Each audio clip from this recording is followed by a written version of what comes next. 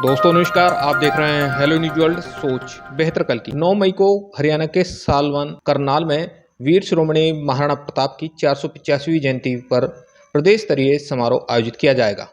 इस संबंध में शनिवार को हरियाणा के रेवाड़ी शहर के पीडब्ल्यूडी रेस्ट हाउस में असंध करनाल से विधायक योगेंद्र सिंह राणा ने राजपूत समाज के लोगों से एक बैठक में वार्ता की। हम आपको बता दें कि इस बैठक में उन्होंने सभी लोगों से इस समारोह में शामिल होने की अपील भी की है। उन्होंने गणमान्य लोगों की मौजूदगी में विक्रम संवत को लेकर एक कैलेंडर का विमोचन भी किया। बाद में उन्होंने पत्रकार वार्ता भी की। आप देखिए इस मौके पर उन्होंने क्या कहा। आप देखते रहिए हेलो न्यूज वर्ल्ड सोच बेहतर कल की। खबर अच्छी लगे तो लाइक करें, शेयर करें और नई खबरें देखने के लिए आज ही हेलो न्यूज वर्ल्ड को सब्सक्राइब कर लें। नमस्कार। संयोग है, आज आप आए हो, कल ही प्रिंटिंग में भेजा है और आज आपके माध्यम से उस कैलेंडर का लोकार्पण भी हम करवाएंगे। जो ये विक्रम परमार मतलब उन्होंने शकों को पराजित करके ईसा से भी पूर्व ये विक्रमी संवत की स्थापना की। तो हमारा कैलेंडर भी जहाँ भी जाएंगे निमंत्रण के साथ, ताकि इतिहास को जिंदा रखें। ये हम क्या कर रहे हैं, वही कहता है। आपके हाथों से एक लोकार्पण भी हो जाएगा।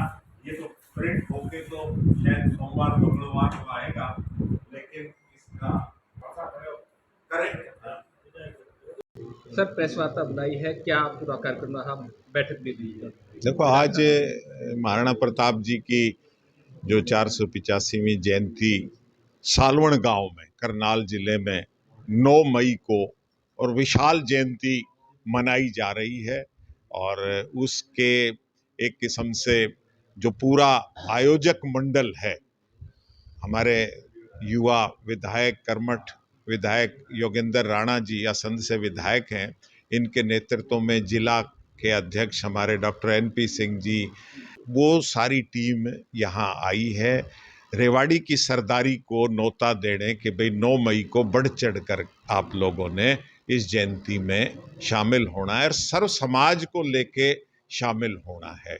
हम रेवाड़ी में तो पिछले 30 साल से कर ही रहे हैं, सर्व समाज के माध्यम से महाराणा प्रताप जी की पुण्यतिथि जयंती मनाते हैं। तो 9 मई को भी सालवण यहाँ से बढ़ चढ़कर पूरे समाज को लेके हम पहुँचेंगे महाराणा प्रताप जयंती में। कैलेंडर का भी जैसे अनावरण हुआ है, क्या कहेंगे कैलेंडर में क्या? देखो, ये हमारी जो मान्यताएं हैं ना, मतलब ऐतिहासिक, पौराणिक और साइंटिफिक, वैज्ञानिक, ये जो विक्रम संवत है, मतलब इंग्लिश कैलेंडर से ज़्यादा ये प्रमाणिक है, वैज्ञानिक है और ये आस्था है, संस्कृति से जुड़ा हुआ है, धर्म से जुड़ा हुआ है। लेकिन हम जो युवा पीढ़ी है वो कहीं ना कहीं अब इन चीज़ों को ओझल कर रही है।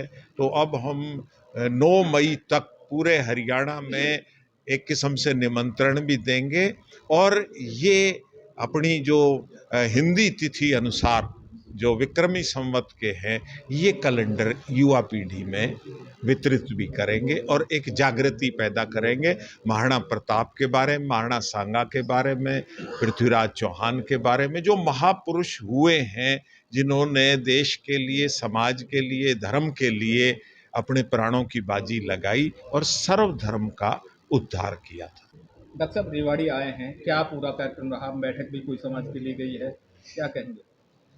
देखिए, अब की बार 9 मई को वीर शिरोमणि महाराणा प्रताप जी की जयंती सालवन गांव में, जो कि जिला करनाल में पड़ता है, वहां पर मनाई जा रही है। उसी के सिलसिले में आज रेवाड़ी आना हुआ।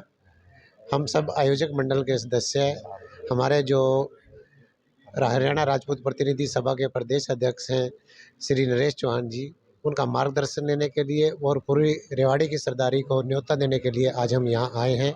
उनसे हमने विशेष आग्रह किया है कि वो हमें हर ज़िले में हमारे साथ घूमें, हमें मार्गदर्शन दें और इस कार्यक्रम में बढ़ चढ़कर भाग लें। रेवाड़ी के सभी सरदारों को, सभी सर्व समाज को हमने वहाँ पहुँचने का न्योता दिया है और हमें उम्मीद है कि 450वीं जयंती महाराणा प्रताप जी की जयंती, उसमें पूरा सर्व समाज, पूरे हरियाणा से सर्व समाज पहुँचेगा और इस कार्यक्रम को बहुत ही बढ़िया तरीके से सफल बनाएगा। सर आज रेवाड़ी आए हैं, क्या पूरा कार्यक्रम रहा? कोई मीटिंग भी ली है आपने? देखिए, आज रेवाड़ी में जो हमारे क्षेत्रीय महासभा के अध्यक्ष हैं श्रीमान नरेश चौहान जी, जो पूरे प्रदेश के अध्यक्ष हैं, उनसे और उनकी सारी टीम से यहाँ मिलने के लिए, विशेष रूप से उनका आशीर्वाद लेने के लिए, उनसे मार्गदर्शन लेने के लिए मैं और मेरे साथ हमारे जो करनाल राजपूत सभा के अध्यक्ष हैं श्रीमान डॉक्टर NP सिंह जी, हमारे श्रीमान राजेंद्र सिंह जी सरपंच, उप प्रधान श्रीमान कुलदीप जी, और जो युवा के हमारे अध्यक्ष हैं श्रीमान गुरदीप जी, श्रीमान अनिल जी जो राजपूत सभा अपना प्रतिनिधि सभा हरियाणा के ही एक विंग के जो कार्य देखते हैं, ऐसे ही अक्षय जी और हमारे जिला के पार्षद विक्रम जी मेरे साथ आए हैं, मग्गू जी साथ आए हैं। और यहाँ पर आकर जिस प्रकार से जो मान और सम्मान, जो मार्गदर्शन हमारे हरियाणा राजपूत सभा के प्रतिनिधि के अध्यक्ष के रूप में जो नरेश चौहान जी ने दिया है, उनका मैं आभार व्यक्त करता हूँ, सारी टीम का बहुत बहुत आभार व्यक्त करता हूँ। और हम जिस विषय के लिए आए थे, विशेष रूप से जो विषय था, आने वाली 9 मई को पूरे एक प्रदेश स्तरीय एक महाराणा प्रताप जी की जयंती सालवन गांव जो कि करनाल ज़िला में पड़ता है, वहाँ मनाने जा रहे हैं। और उसी को लेकर, उसी के निमित्त यहाँ हम चौहान साहब से मिलने के लिए आए थे। और जिस प्रकार से जो आश्वासन चौहान साहब ने दिया है कि पूरे हरियाणा में सारी जहाँ जहाँ हर ज़िले में इनकी संस्था हैं, उन संस्थाओं को भी ये आज से ही मैसेज कर देंगे और सब जगह से पूरा बढ़ चढ़कर जो आने वाली 9 मई को है महाराणा प्रताप जी की जो जयंती सालवन में मनाई जाएगी, उसमें सभी का सहयोग रहने वाला है। महाराणा प्रताप सर्व समाज के थे, उन्होंने हिंदू समाज के लिए लड़ाई लड़ी, ना कि केवल राजपूतों के लिए। इसलिए उस जयंती में मैं सभी को, सर्व समाज के पूरे प्रदेशवासियों को निमंत्रण देता हूं।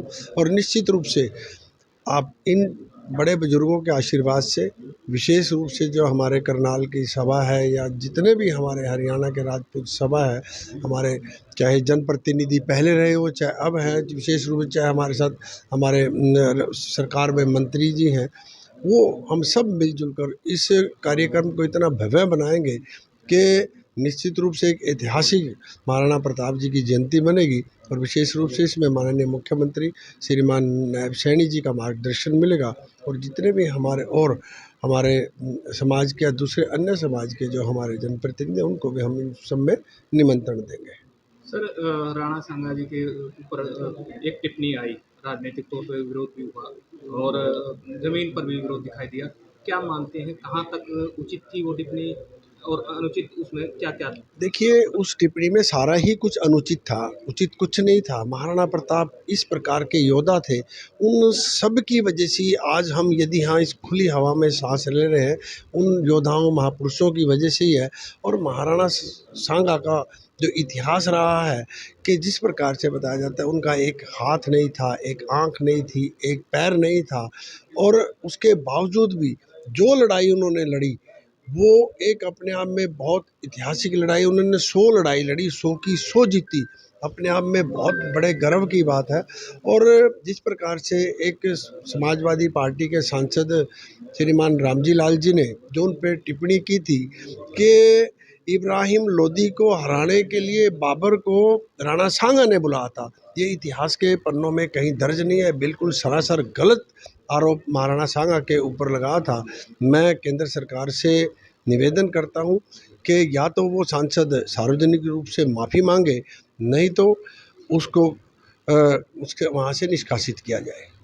सर लोकसभा और विधानसभा के चुनाव लगातार कई बार हो चुके हैं और राजनीतिक तौर पर प्रतिनिधित्व की जैसे बात की जाए, जो प्रतिनिधित्व देने की बात होती है राजपूत समाज को, तो वो कहाँ तक क्यों नहीं कर पाए, क्या कमियां मान रहे, कहाँ कमी रह गई राजनीतिक क्षेत्र देखिए, जिस प्रकार से मैं आपको बता देता हूँ कि भारतीय जनता पार्टी में राजपूत समाजों को बहुत प्रतिनिधित्व मिला है। 3 भारतीय जनता पार्टी को टिकटें दी गई थी, 3 में से 2 भारतीय जनता पार्टी के विधायक बने हैं और 1 श्रीमान श्याम सिंह राणा जी को कैबिनेट में जगह दी गई है। और ऐसे ही हमारे 2-3 चेयरमैन भी बनाए हैं, संगठन में भी जगह दी गई है। और बाकी जो पार्टियां में आज तक का इतिहास उठा के देख लो कि कांग्रेस या अन्य पार्टियों ने कभी राजपूतों का इस प्रकार का सम्मान नहीं किया। और जिस प्रकार से हमारे नरेश जी और हमारा समाज राजपूतों की जो बात उठा रहा है, निश्चित रूप से भारतीय जनता पार्टी और हमारी सरकार, नायब सैनी जी की सरकार राजपूतों का जिस प्रकार से मान सम्मान कर रही है, निश्चित रूप से मुझे उम्मीद है इसमें और भी कहीं ना कहीं बढ़ोतरी होगी।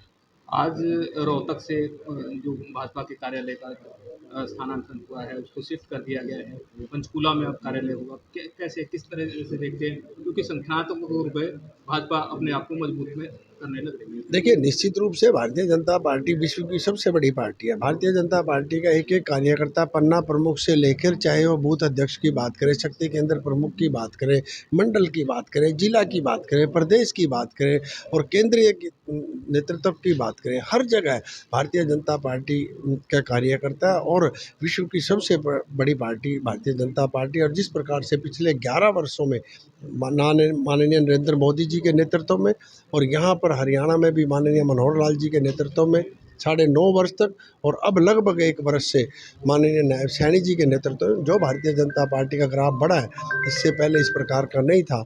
और निश्चित रूप से यदि वो कार्यालय वहाँ शिफ्ट हुआ है उसमें और गति आएगी। इसी प्रकार से 2 कार्यालय और हैं, चाहे वो रोहतक का कार्यालय बोलो, चाहे गुड़गांव का कार्यालय बोलो। लेकिन मैं एक बात और कहना चाहता हूँ कि ऐसा कोई डिस्ट्रिक्ट नहीं है हरियाणा के अंदर जहां भारतीय जनता पार्टी का कार्यालय ना हो। ये ही भी एक विश्व की सबसे पहली पार्टी है जिन्होंने हर जिले के अंदर अपने कार्यकर्ताओं के लिए बैठने के लिए कार्यालय खोले हैं। और निश्चित रूप से कार्यालय खुले हैं तो निश्चित रूप से भारतीय जनता पार्टी और मजबूत हो गया आने वाले समय में। और जिस प्रकार से जो प्रधानमंत्री जी का सपना है कि 2047 तक इस हमारे देश को एक कहीं ना कहीं अग्रणी देशों में जाकर ये खड़ा होगा।